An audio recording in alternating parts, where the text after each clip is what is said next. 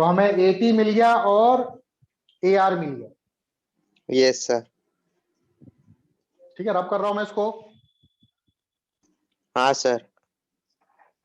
Yes sir.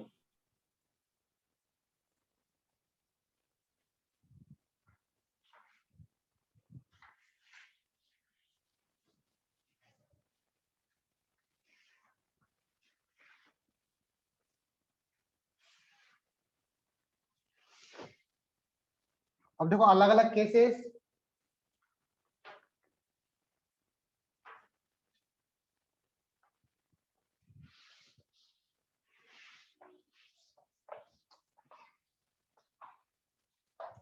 Case one लेते हैं।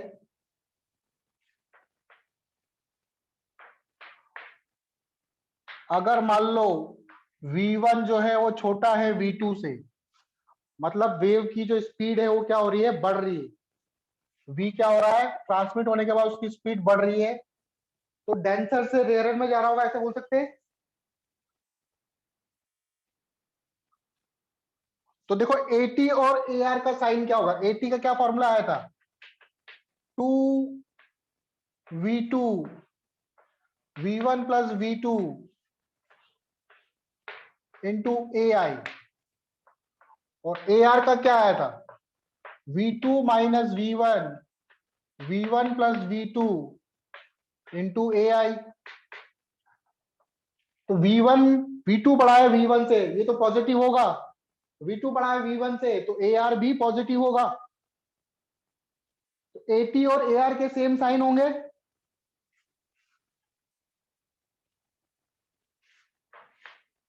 AT and AR have same sign।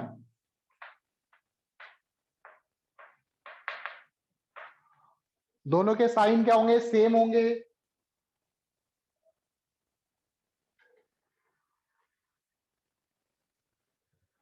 Sorry, पहले देखो AT और AR का साइन सेम होगा, वो भी पॉजिटिव, और AR एंड AI के भी सेम साइन होंगे। ठीक है, इसका मतलब क्या है, देखो मान लो ये बाउंड्री है, यहां से कोई वेव आ रही है ऐसे। ठीक है, ये तो आपका हो गया AI, ये पॉजिटिव में, ट्रांसमिट होने के बाद ये सेम साइन में रहेगा, पॉजिटिव रहेगा। ये हो गया आपका AT, और रिफ्लेक्ट होने के बाद ये रिफ्लेक्ट ऐसे हो गई।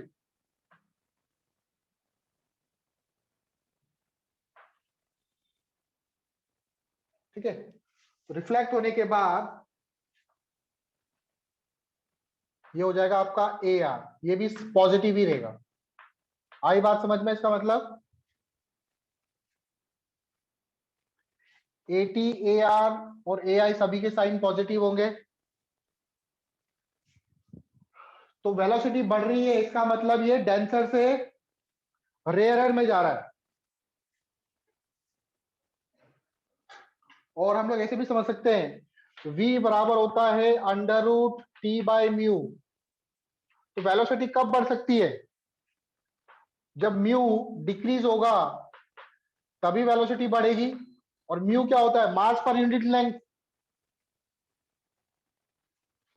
तो वेलोसिटी बढ़ रही है, मतलब म्यू1 म्यू2 से बड़ा है। तो जिसमें वेलोसिटी कम, वहां पर म्यू ज्यादा, तो म्यू1 बड़ा है म्यू2 से। म्यू मतलब क्या होता है, मास पर यूनिट लेंथ।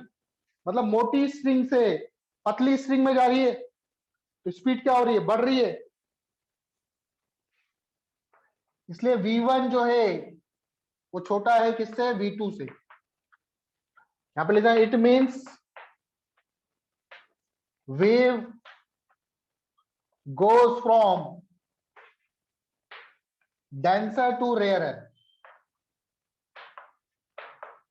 तो आपको ये चीज याद रखनी है कि जब डेंसर से रेयरर में जाता है तो फेज में चेंज नहीं आता। ट्रांसमिशन वेव का फेज भी वही रहता है, रिफ्लेक्शन वेव का फेज भी वही रहता है। कुछ बात समझ में आ रही है, सभी पॉजिटिव रहते हैं।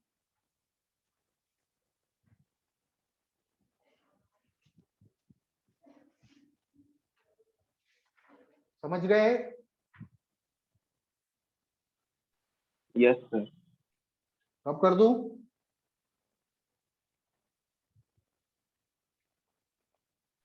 थोड़ा सा रुक जाइए।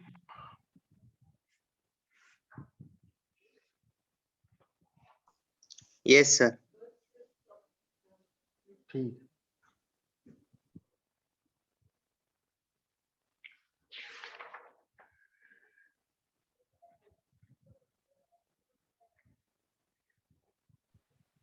सर हो गया।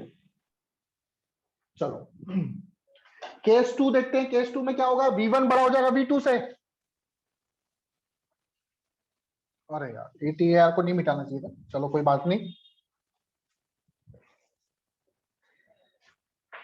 केस 2, अब V1 बड़ा है V2 से, इसका मतलब वेलोसिटी घट रही है। तो AT बराबर क्या था? 2V2 V1 plus V2 into AI, और AR क्या था? V2 minus V1 V1 plus V2 into AI। तो V2 घट रहा है, ठीक है, तो ये भी पॉजिटिव, ये सब पॉजिटिव। AI AT पॉजिटिव आएगा, AI भी पॉजिटिव आएगा, AT की वैल्यू पॉजिटिव आएगी। तो AT और AI हैव सेम साइन।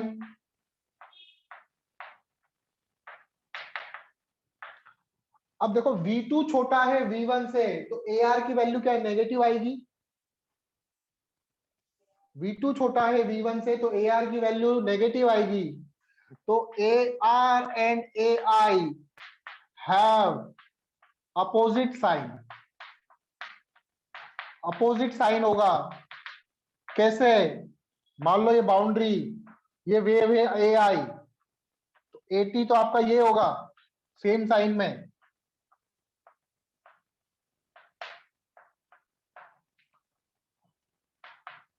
और इसके अपोजिट में ये होगा AR। इसका फेस चेंज हो जाएगा, उल्टा हो जाएगा, ठीक है। अगेन V बराबर होता है √T/μ। तो वेलोसिटी क्या हो रही है? घट रही है। तो μ2 बड़ा है इस केस में μ1 से, तो μ2 बड़ा है, तो V1 क्या होगा? V1 बड़ा होगा V2 से। मतलब जो वेव है वो जा रही है कहां से? डेंस, रेयरर से denser, rarer to denser medium जा रही है। तो याद रखो, जब भी वेव रेयरर से डेंसर जाएगी, तो जो रिफ्लेक्टिंग वेव है उसमें पाई का फेज डिफरेंस आ जाएगा, वो अपोजिट हो जाएगी। इस चीज को ध्यान रखना। जब डेंसर से रेयरर जाती है तो कोई चेंज नहीं आता, लेकिन रेयरर से डेंसर जा रही है तो पाई का फेज डिफरेंस आ जाएगा रिफ्लेक्टिंग वेव में। याद रहेगा? Yes, sir. Yes, sir. ठीक है, तो यहां पे लिख देना रिफ्लेक्टिंग वेव, रिफ्लेक्टेड वेव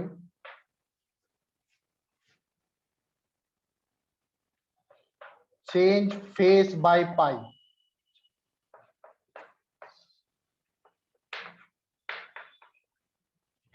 ठीक है, ये रेयरर और ये आपका डेंसर मीडियम। रेयरर से डेंसर जाएगी तो पाई का फेज डिफरेंस आएगा। पाई का फेज डिफरेंस कब आता है? पाथ डिफरेंस कितना हो?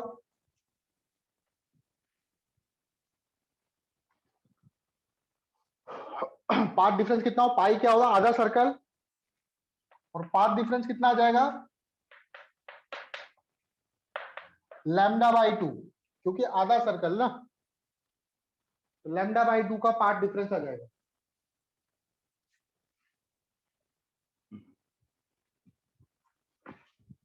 समझ गए?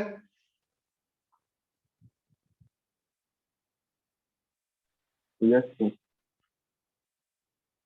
चलो अब हम लोग लेते हैं वेव को लेते हैं अलग अलग वेव, उसको फिर हम लोग किसी रिजिड एंड से टकराते हैं, फ्री एंड से टकराते हैं, देखो क्या क्या होता है।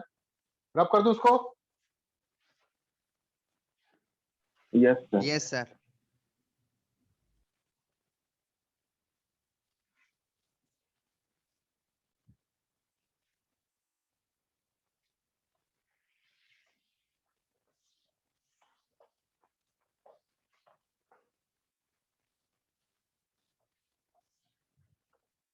देखो रिफ्लेक्शन फ्रॉम रिजिड एंड,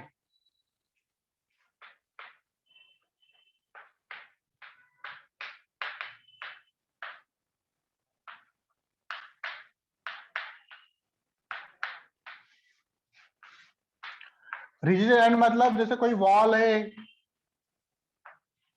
इससे टकरा रही है, कोई वॉल से वेव आके टकरा रही है, ये इंसिडेंट वेव है मान लो।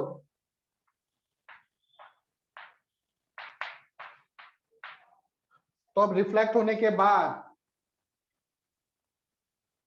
यहां से जो वेव जाएगी, अब ये तो वॉल है तो इसमें तो वेव ट्रांसमिट होगी नहीं,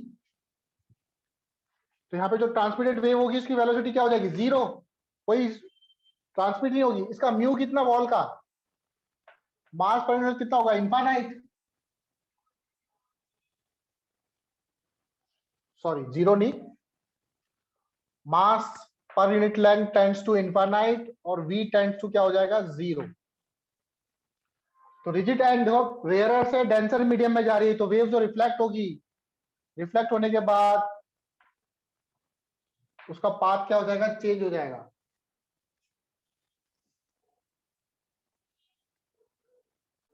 ठीक है, तो यहां पर देखो, यहां पर v क्या हो गया, जीरो,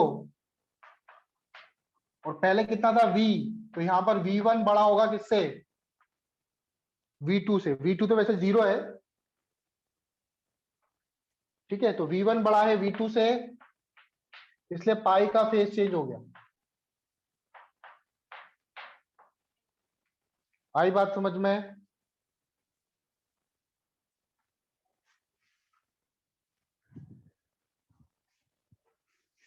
जब भी v1 बड़ा हो v2 से तो पाई का फेज चेंज हो जाता है, याद रखो। v1 बड़ा हो v2 से मतलब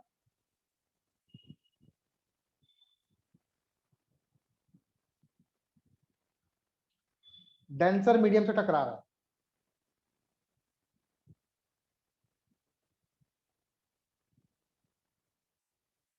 समझ गए। अब आता है रिफ्लेक्शन फ्रॉम फ्री एंड, ये तो थोड़ा रिजिड एंड, मान लो ये एंड को मैंने फ्री कर दिया।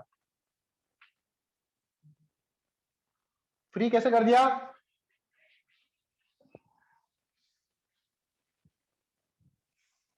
मान लो ये स्ट्रिंग है और यहां पर ये फ्री है, ये ऊपर नीचे मूव कर सकता है।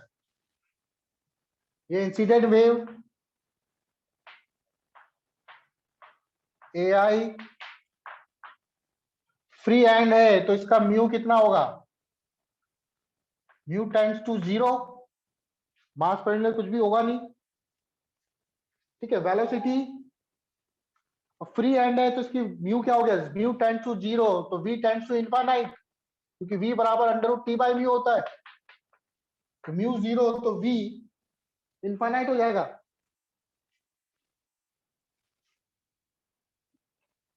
ठीक है, तो यहां से जो वेव रिफ्लेक्ट होके आएगी वो सेम फेज में होगी,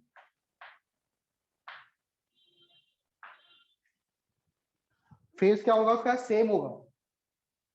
यहां पर देखो जो ट्रांसमिट हुई वेव, ट्रांसमिट तो कुछ हुआ नहीं वैसे, तो v1 जो होगा वो ग्रेटर देन होगा किससे, sorry v tends to infinite होगा ना, v1 जो v होगा वो लेस देन होगा v2 से,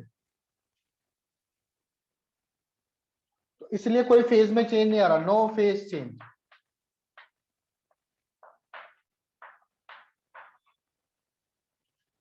समझ गए।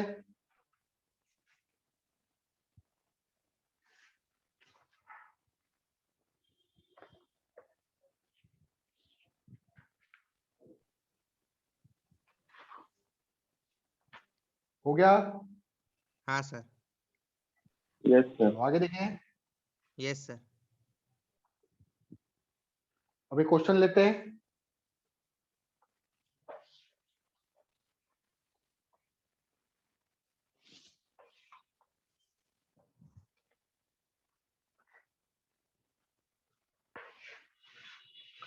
ये वॉल है एक,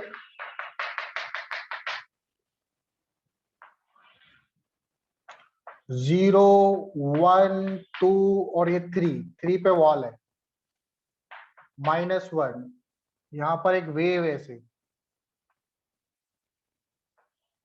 एम्पलीट्यूड है इसका 2 सेंटीमीटर।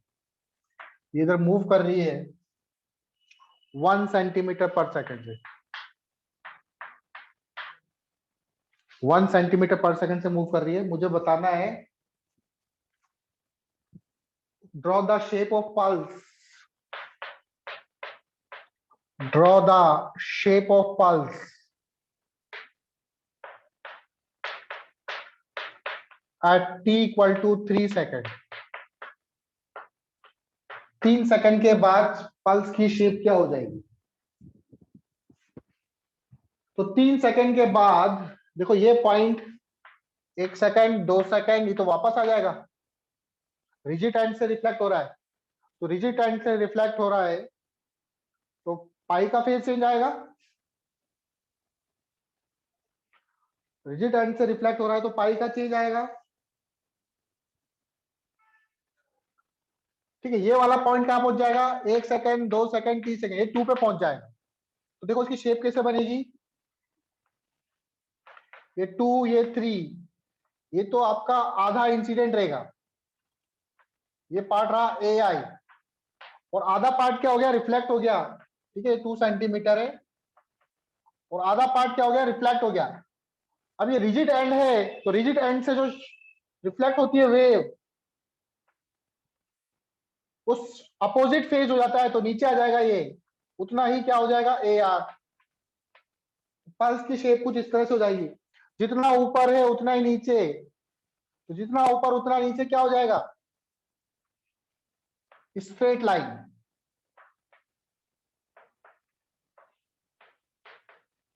स्ट्रेट लाइन मिलेगा आपको।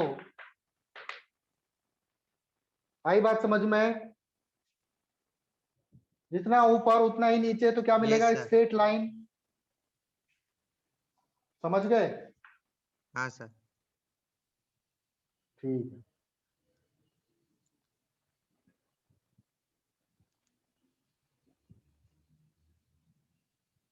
Next question. इसी को चेंज करके बता देता हूं।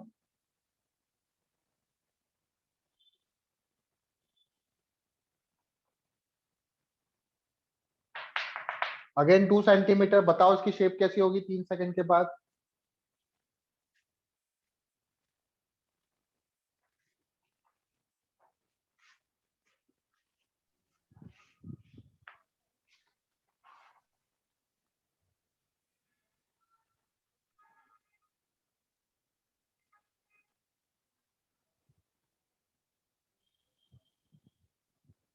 सर नीचे ट्रायंगल बन जाएगा, हाफ ट्रायंगल। सेम ही शेप होगा ना सर, नीचे की बाजू बस हो जाएगा। सर हाफ ट्रायंगल बनेगा।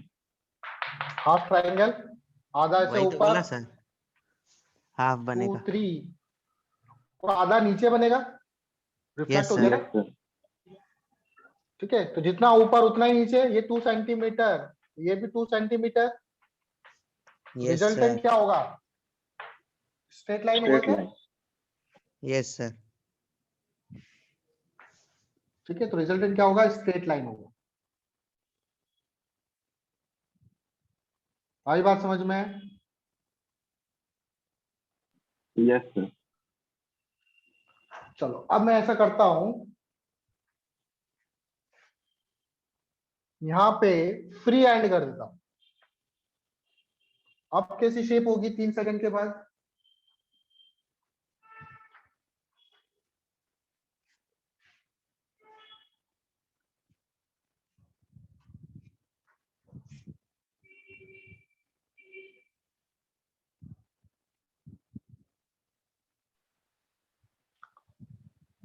तो फेस चेंज होगा नहीं, ये ट्राइंगल भी इसी के ऊपर आएगा।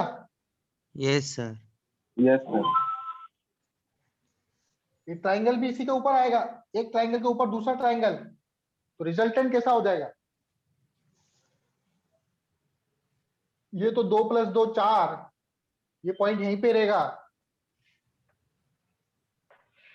ये 2 पे और ये पहुंच जाएगा 4 पे, तो शेप ऐसे हो जाएगी और आपका 2 यहां पर था।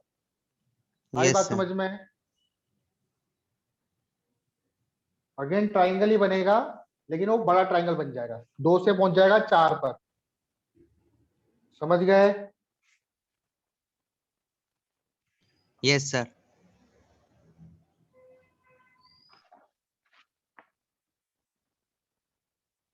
ठीक है, तो ये कुछ क्वेश्चन थे। चलो अब आता है, इसके बाद वैसे इंटरफेरेंस आता है। इंटरफेरेंस हम लोगों ने पढ़ा था क्या?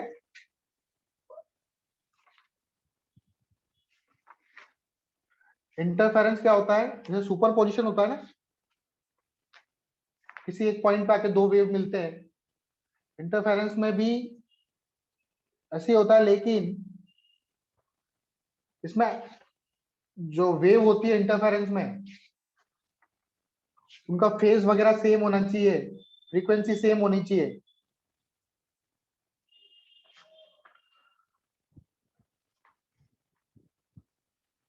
तो इंटरफेरेंस टॉपिक डालो, इंटरफेरेंस ऑफ वेव।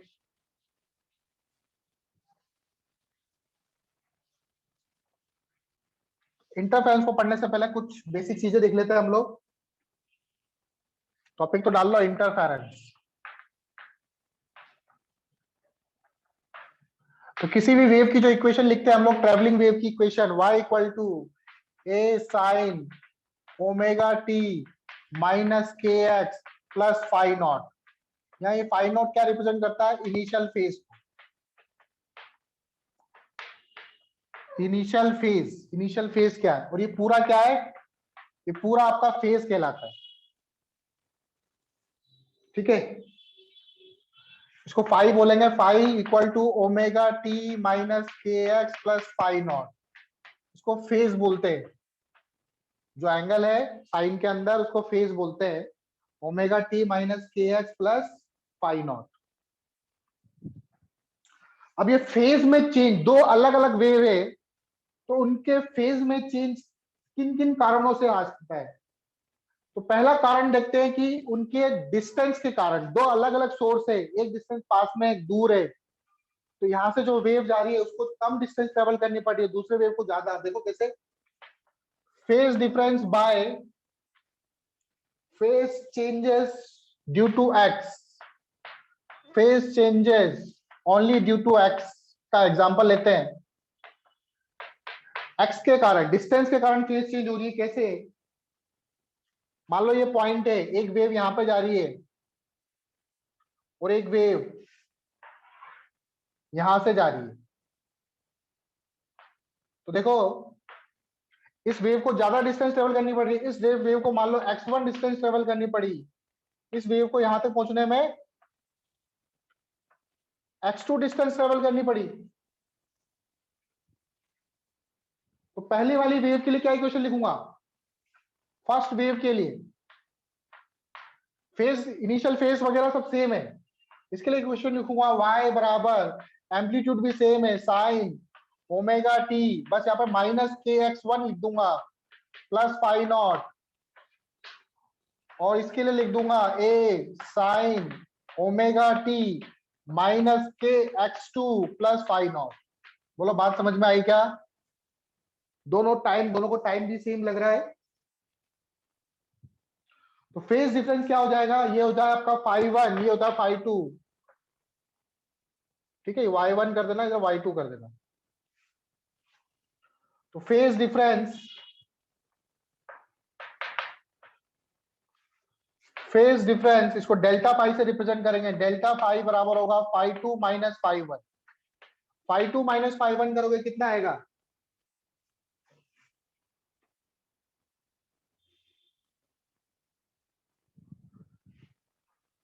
φ2 माइनस φ1 करोगे तो देखो omega two cancel, minus k common, अंदर आ जाएगा x2 माइनस x1, अंदर क्या आ जाएगा माइनस के x2 माइनस x1। आई बात समझ में? और x2 माइनस x1 क्या है? एक्चुअली में पार्ट डिफरेंस है ये, इन दोनों के पार्ट में अंतर है। ठीक है, तो हम लोग जो डिफरेंस लेते हैं वो पॉजिटिव लेते हैं। इसको रब कर रहा हूं मैं। तो डेल्टा फाई आपको हमेशा ये के और यहां पर डेल्टा एक्स लिखना है। डेल्टा एक्स क्या रिप्रेजेंट कर रहा है? Path difference. ये क्या है आपका? Path difference. और के को क्या लिख सकते हैं हम लोग? 2 पाई बाई लैम्डा। के एक्चुअल में क्या होता है? 2 pi by lambda into delta x. This is the relation between phase difference and path difference. आई बात समझ में? तो फेज में डिफरेंस किस कारण आया यहां पर? फेज में डिफरेंस ड्यू टू एक्स आया। एक्स क्या है आपका? जो पाथ है, पहली वाली वेव को कितना पाथ चलना पड़ा, दूसरी वाली वेव को कितना पाथ चलना पड़ा। समझ गए? Yes, sir. Second case, phase changes due to x and phi naught. Second case लेते हैं, फेज चेंजेस। सेकंड केस, अब इस बार जो फेज चेंज हो रहा है due to x and phi naught. Initial phase भी अलग है और डिस्टेंस भी अलग अलग है। तो फाई वन क्या लिखूंगा और फाई टू क्या लिखूंगा? देखो, अब इनिशियल फेज भी अलग है और डिफरेंस, पाथ डिफरेंस भी आ रहा है। तो फाई वन लिखूंगा मैं ओमेगा टी माइनस के x1 प्लस यहां लिखूंगा फाई नॉट 1, क्योंकि इसका फेज अलग है, इनिशियल फेज। फाई टू लिखूंगा मैं ओमेगा 2 तो सेम ही रहेगा, minus k x2 plus phi naught 2। तो फेज डिफरेंस हो जाएगा phi two minus phi one.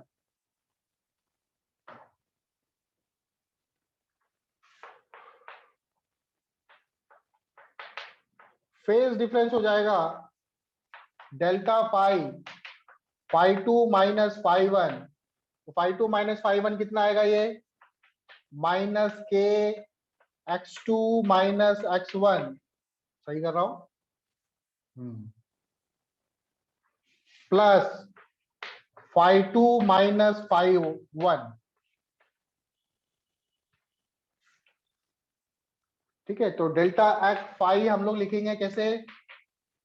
के delta x plus delta phi naught. इस केस में जो पार्ट डिफरेंस, फेज डिफरेंस आ रहा है वो path difference plus initial phase दोनों के कारण आ रहा है।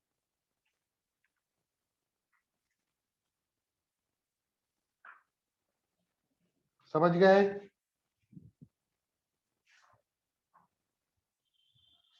नोट कर लिया? Yes sir. और Yes, कैसे sir. फेज में चेंज हो सकता है? Phase changes due to x, initial phase भी अलग है, फाई नॉट भी अलग है और ओमेगा भी अलग है। तो यहां क्या लिखूंगा? ओमेगा 1, यहां क्या लिखूंगा? ओमेगा 2।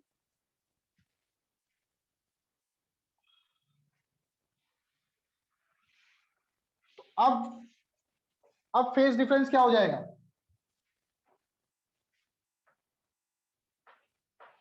डेल्टा फाई बराबर phi two minus phi one, इसमें से t common, omega t two one minus omega one minus k x2 माइनस x1 plus phi naught 2 minus phi naught 1।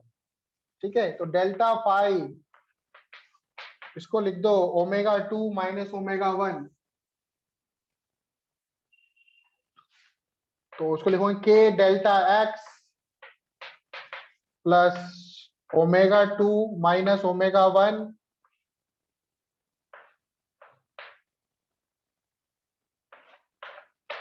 Plus delta phi naught. ठीक है,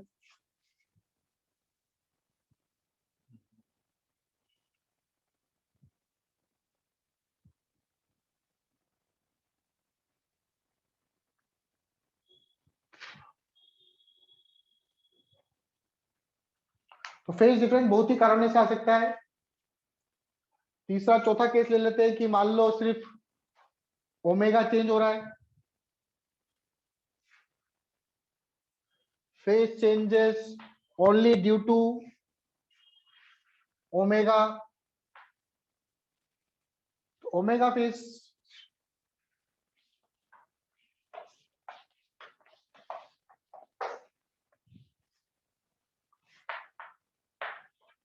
omega में phase में तो delta phi बराबर क्या हो जाएगा, डेल्टा फाई डायरेक्ट आ जाएगा omega 2 minus omega 1 into T, directly लिख रहा हूं मैं। इसमें फेज डिफरेंस आ जाएगा omega 2 minus omega 1 into T. और आप ओमेगा को क्या लिख सकते हो, 2 पाई कॉमन ले लो, 1 by T 2 1 by T 1 into T भी लिख सकते हो। तो ये फेज चेंज आया किसके कारण, ओमेगा के कारण। इनिशियल फेज में भी चेंज करके कर सकते हो, phase changes due to initial phase, तब क्या आ जाएगा delta phi, phi initial phase दोनों का माइनस कर दो। ठीक है, तो ये क्या आ जाएगा डेल्टा फाई नॉट। तो आपने देखा इनिशियल फेज को चेंज करके, ओमेगा को चेंज करके, एक्स को चेंज करके हम लोग फेज को चेंज कर सकते हैं। तीनों को एक साथ भी चेंज कर सकते हो, किसी दो को एक साथ चेंज कर सकते हो।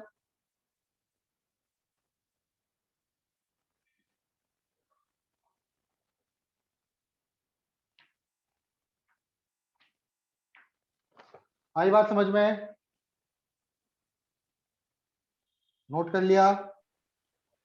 Yes, sir. चलो, तो अब हम लोग पढ़ रहे थे इंटरफेरेंस। ये इंटरफेरेंस से पहले बेसिक नॉलेज देखो, इंटरफेरेंस क्या होता है।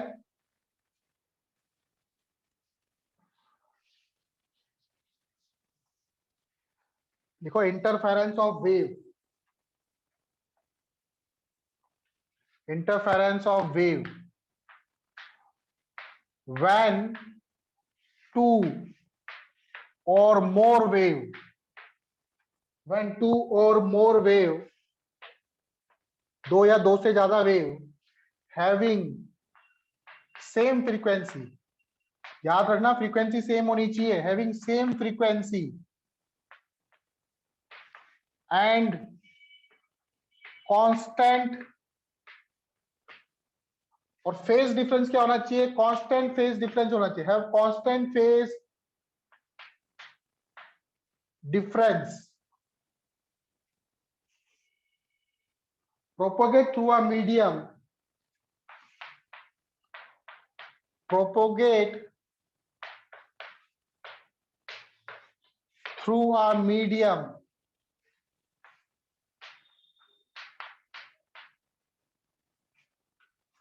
then according to principle of superposition, then according to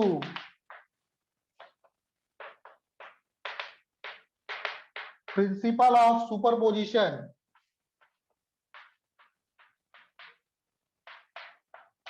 principle of superposition की क्या बोलता है कि जो रिजल्टेंट होगा वो दोनों सभी का क्या होगा, सम होगा। ठीक है, सभी का इंडिविजुअल वेव का सम होगा। Principle of Yes, sir. Superposition at some point, at some point, कुछ पॉइंट पे क्या मिलेगा आपको, amplitude of wave is maximum, amplitude of wave is maximum, किसी पॉइंट पे एम्पलीट्यूड मैक्सिमम मिलेगा and some other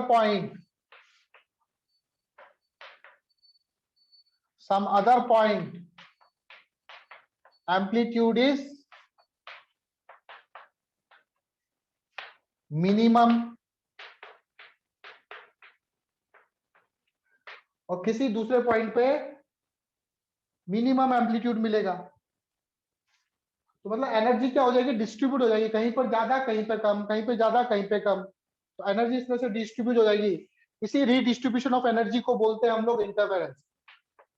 redistribution of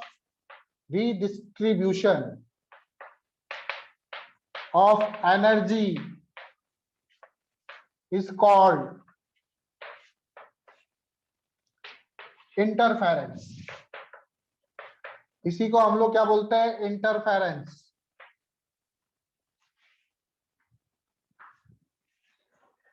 आई बात समझ में?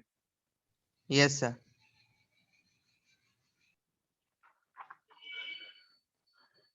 ठीक है। तो आपने देखा होगा जैसे कभी कभार, जैसे हम लोग फोन में भी माइक चालू कर देते हैं और यहाँ पर भी माइक चालू कर देते हैं, किसमें, जिसमें हम लोग पीसी वगैरह में देख रहे हैं, तो कभी कभी आवाज डबल डबल आती है या फिर तेज आती है आप लोगों को, चू चू चू चू की आवाज सुना है कभी? Yes, sir. वो क्या होता है, क्यों होता है वो? एक्चुअल में फोन, ये जो ऐप है, इसमें क्या है, फ्रीक्वेंसी तो है। कभी होता है ना, जैसे दो फोन में, अगर दो फोन में अगर जूम चला रहा हूँ, दोनों को पास पास ले आऊंगा और दोनों में मैं बोल रहा हूँ, तो क्या होगा, आवाज एक बहुत ही तेज आवाज आएगी जो कानों को चुभेगी। उसमें क्या हो रहा है, दोनों वेव इंटरफेरेंस हो रही है, इंटरफेरेंस हो रहा है, इसलिए वो एम्पलीट्यूड क्या हो रहा है, बढ़ जा रहा है।